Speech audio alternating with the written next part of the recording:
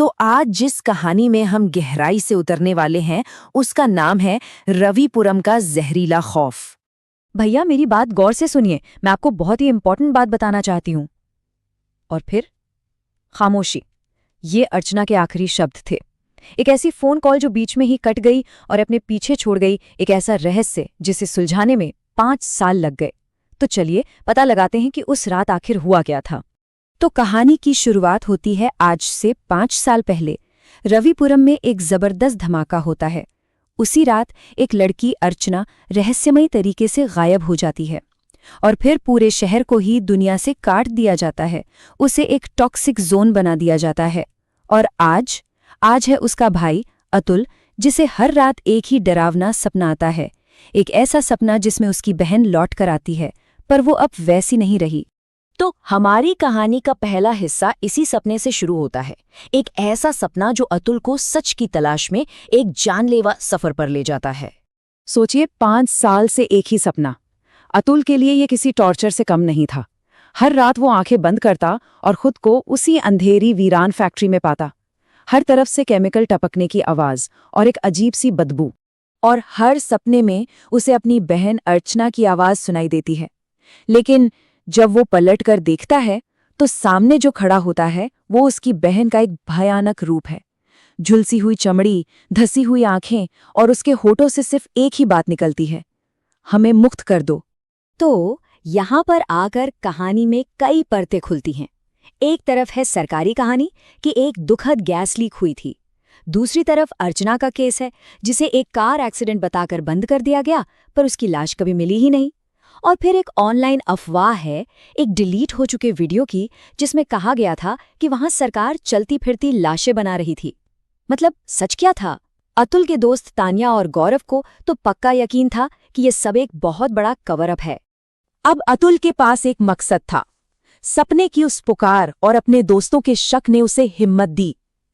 तीनों ने मिलकर एक खतरनाक फैसला किया।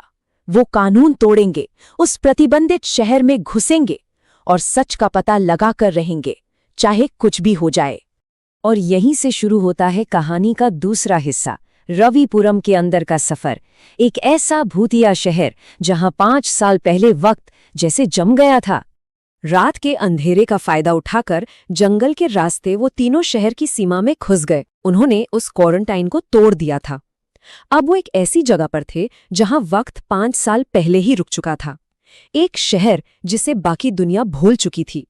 और अंदर का मंजर बिल्कुल वैसा ही था जैसा किसी डरावनी कहानी में होता है। चारों तरफ मौत जैसा सन्नाटा। तार पर कपड़े अभी भी सूख रहे थे। घरों के अंदर डाइनिंग टेबल पर खाना लगा हुआ था जो अब सड़ चुका था। हवा में सिर्फ एक ही गंध थी, सड़न की।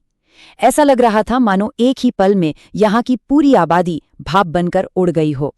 वो अभी इस खामोशी को समझने की कोशिश ही कर रहे थे कि अचानक पास के घर से एक भयानक आवाज आई।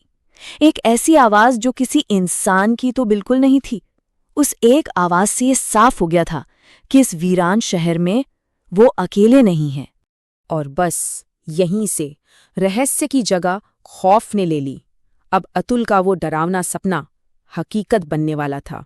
इससे पहले कि वो कुछ समझ पाते, घर का दरवाजा टूटकर बिखर गया और उस अंधेरे के अंदर से 2 लाल आंखें चमक रही थीं।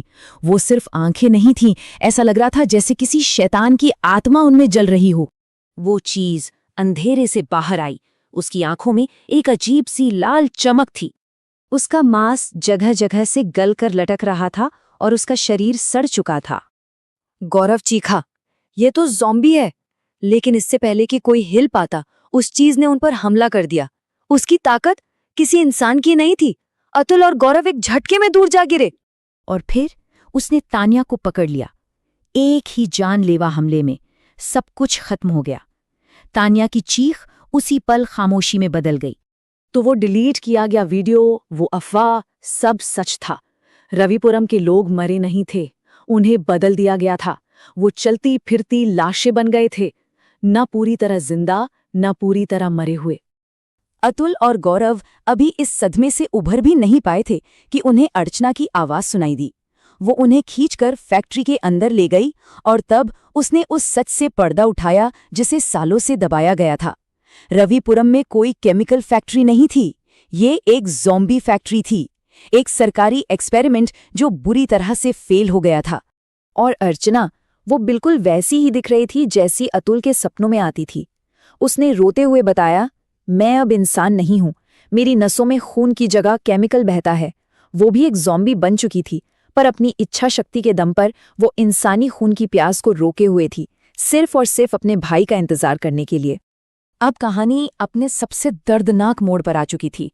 सच सामने था, लेकिन सवाल ये था कि इस खौफ को खत्म कैसे किया जाए। अर्चना ने उन्हें एक आखिरी प्लान बताया। फैक्ट्री के बेसमेंट में राघव है, एक ऐसा ज़ॉम्बी जिसमें सोचने समझने की शक्ति बाकी है, और उसी के पास है एक मास्टर गैस कैप्सूल। अगर उस कैप्सूल को तोड़ दिया जाए तो उससे निकलने वाली आग पूरे रविपुरम को और यहाँ मौजूद हर ज़ॉम्बी को हमेशा के लिए खत्म कर देगी। ये एक आखिरी और बेहद खतरनाक रास्ता था। लेकिन बेसमेंट में राघव ने गौरव को भी अपनी तरह बना लिया। अतुल बुरी तरह जख्मी हालत में कैप्सूल लेकर बाहर भागा, पर बाहर उसका सामना हुआ ज़ॉम्बी बन चुकी तान्या और गौरव से। अपने दोस्तों को इस हालत में देखकर अतुल पूरी तरह टूट गया। कांपते हाथों से उसने वो कैप्सूल जमीन पर दे मारा। एक जोरदार धमाका हुआ और देखते ही देखते पूरा शहर एक जलती हुई चिता में बदल गया। अतुल उस जलते हुए नर्क से अकेला निकला। उसने अपने बहन और बाकी सबको मुक्त तो कर दिया था, लेकिन इसकी कीमत उसने अपने सब कुछ खोकर चुकाई। आग ने ज़ॉम्बीज़ को खत्म कर दिया, रविपुरम को नक्शे से मिटा दिया। लेकिन सवाल ये उठता है कि क्या इतना बड़ा और खौफनाक राज सच में हमेशा के लिए दफन हो सकता है?